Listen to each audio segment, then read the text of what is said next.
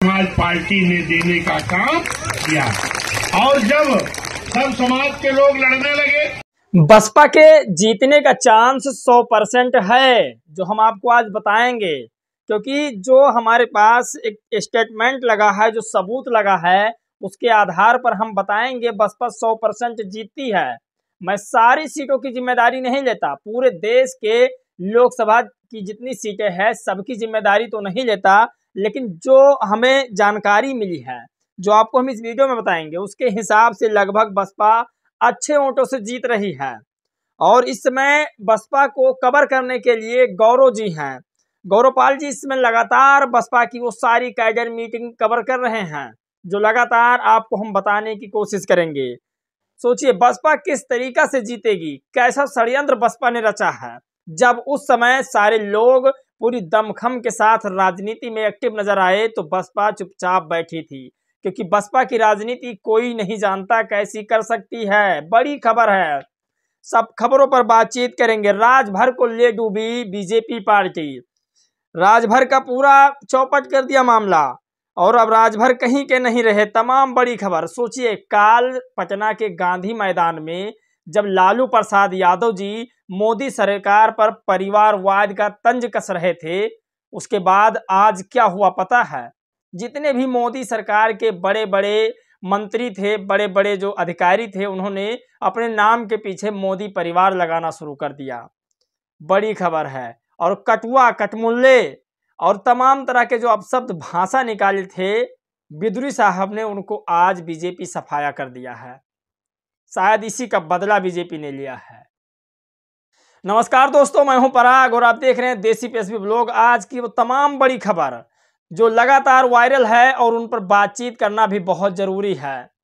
आप सोचिए, कल्पना आप नहीं कर सकते, जिस पार्टी को लोग सोचते थे वो एकदम से खत्म है, अचानक कैसे उभर आई है। आपको बताएंगे आज जो स्टेटमेंट लगा है, जो सबूत लगा है, किस तरीके से गौरवपाल जी ने पूरे बसपा की कैडर मीटिंग को और संविधान बचाओ यात्रा जो कवर कर रहे हैं आकाश आनंद जी, उसको कवर किया है। आपको बताएंगे किस तरह से बसपा इस बार चुनाव में अच्छे प्रदर्शन करने वाली है। लोगों का मानना था कि बसपा नहीं जीत पाएगी, लेकिन मेरा मानना है कि बसपा के कुछ अच्छे सीट निकलेंगे, कुछ बढ़िया रिजल्ट आएंगे बसपा के। कई जगह पर बसपा के वो तमाम प्रत्याशी जीतेंगे और अच्छे वोटों से जीतेंगे। इस बार का चुनाव जो बहुजन समाज पार्टी की मेन भूमिका निभाने वाले प्रदेश के तमाम अध्यक्ष, जितने प्रदेश हैं, उन प्रदेश के अध्यक्ष निभाएंगे, क्योंकि इस बार उन्होंने साफ साफ कह दिया है कि सारी जिम्मेदारी प्रदेश अध्यक्षों पर हम छोड़ रही हूं। और इस बार विश्वनाथ पाल उत्तर प्रदेश के प्रदेश अध्यक्ष हैं, वो किस तरह से चुनाव का माहौल बदल रहे हैं आपको समझना चाहिए, सुनना चाहिए। और आपको बता दें वो आज की तमाम बड़ी खबर, राजभर जिनका मामला खत्म हो रहा है, बीजेपी वाले किस तरह से इनको अपने चंगुल में पहले फंसाए, उसके बाद में एक सीट पर लटका दिए। जो गठबंधन वाले इनको 7 सीट देने का वादा कर रहे थे, लेकिन ये नहीं माने, बीजेपी में जाकर एक सीट पर चुपचाप से बैठ चुके हैं। आप कल्पना नहीं कर सकते, कई लोगों ने बीजेपी में जाकर के एक एक सीट पर संतुष्टि बरती है, जैसे चंद्रशेखर रावण गठबंधन में सिर्फ एक सीट पाए हैं। सोचिए यदि गठबंधन में बहन जी को लिया जाता तो लगभग 10 से 15 सीट देनी पड़ती इंडिया गठबंधन को, लेकिन चंद्रशेखर बहन जी की आपूर्ति को वहां पूर्ति करेंगे और पूरे दलित समाज का वोट ट्रांसफर गठबंधन को करवाने की जिम्मेदारी लेंगे, तब एक सीट पाएंगे। अब बात करते हैं बहन जी की कि कैसे वो लोकसभा के कई अपने प्रत्याशियों को चुनाव जितवाएंगी। ये बड़ी खबर है। पहले एक स्टेटमेंट हम आपको सुनाते हैं। गौरव जी ने ट्वीट करके लिखा कि बसपा 2024 के लोकसभा चुनाव में कैडर के लोगों पर दावा खेलने जा रही है। चर्चाएं हैं अंबेडकर नगर से बसपा यूपी के प्रदेश अध्यक्ष विश्वनाथ पाल को मैदान में उतार सकती है। विश्वनाथ पाल बसपा सुप्रीमो करीबियों में से आते हैं। 2009 में और 2019 में बसपा ने अंबेडकर नगर से जीत हासिल की थी।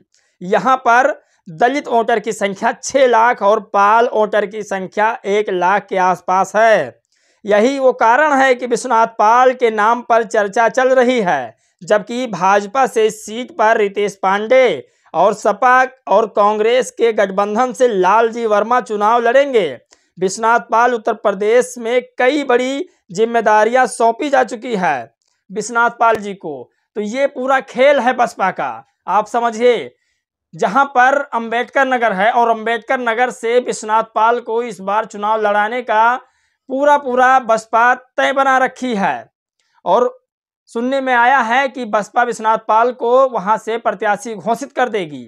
और अगर ऐसा होता है तो सपा के लिए चाहे जितना चंद्रशेखर रावण मेहनत कर लें दलितों का वोट ट्रांसफर कराने में, लेकिन दलित समाज मायावती जी को छोड़कर वोट कहीं नहीं देगा।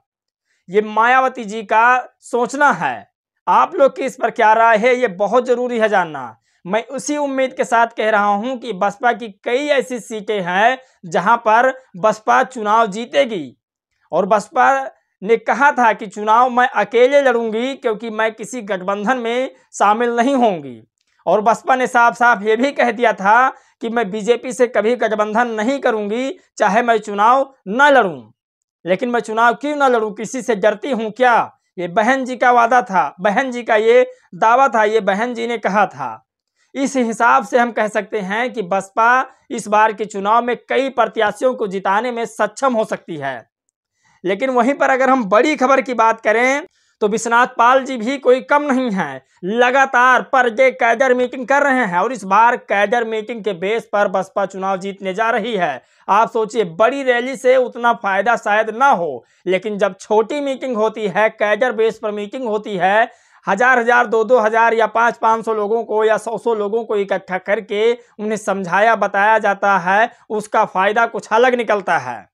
और इस बार बसपा ठीक वही काम कर रही है। विश्वनाथ पाल जी राजनीति में भी माहिर हैं। कई बार जो है विश्वनाथ पाल जी मीटिंग ऐसी करा चुके हैं। और आने वाले लोकसभा चुनाव में बीएसपी को पूरा उम्मीद है कि यदि बीएसपी के उम्मीदवार विश्वनाथ पाल बनते हैं अंबेडकर नगर से तो इनका जीतना तय है। दलित समाज का 6 लाख वोट, तकरीबन 1 लाख से ज़्यादा पाल समाज हैं।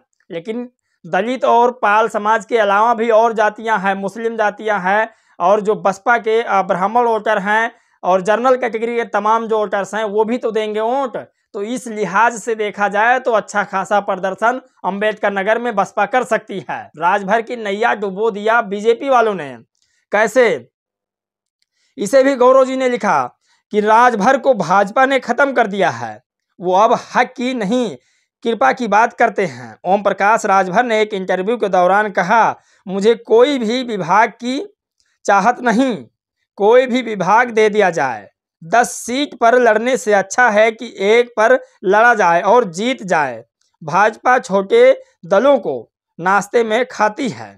सोचिए, ये बड़ी खबर। लेकिन आपको बता दें, कल जब पटना के गांधी मैदान में लालू प्रसाद यादव जी हाथ हिला हिला कर 15 लाख लगभग लोगों को टाटा कर रहे थे, तब उन्होंने एक बात बोली थी।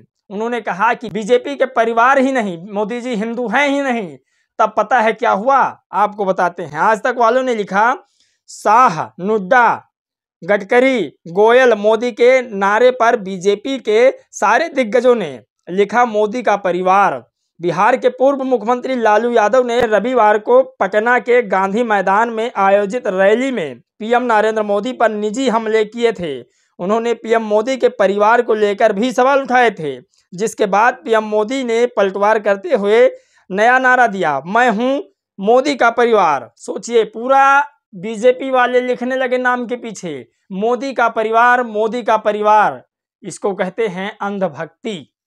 समझा लीजिए दिमाग को। और आपको याद होगा कि जिस समय बीएसपी के सांसद थे दानिश अली, उनको कई बार कटवा, कटमुल्ला, मुल्ले, तमाम वो आपत्तिजनक बातें कही थी, जिस आपत्तिजनक बातों से काफी लोगों को दिक्कतें भी हुई थी। रमेश बिदरी जी का बीजेपी से टिकट कट चुका है, आप कल्पना नहीं कर सकते। वो तमाम बड़ी खबर थी जिसे आप लोगों को बताना बहुत जरूरी था। और आप लोग की क्या राय है, क्या बीजेपी वाकई में छोटी छोटी पार्टियों को संगठन में लाकर उनके अस्तित्व को समाप्त करना चाहती है, या फिर बीएसपी इस बार कई जगह पर जीत हासिल करेगी कि नहीं, ये भी जानना बहुत ज़रूरी है। और क्या बीएसपी को हराने के लिए चंद्रशेखर रावण सपा का साथ देंगे या नहीं, ये सवाल का जवाब आप लोगों से चाहिए। इस वीडियो में दोस्तों बस इतना ही। मिलेंगे एक और खबर, एक नए राजनीतिक मुद्दे, एक सामाजिक मुद्दे के साथ। तब तक के लिए जय भीम, नमो बुद्धाय।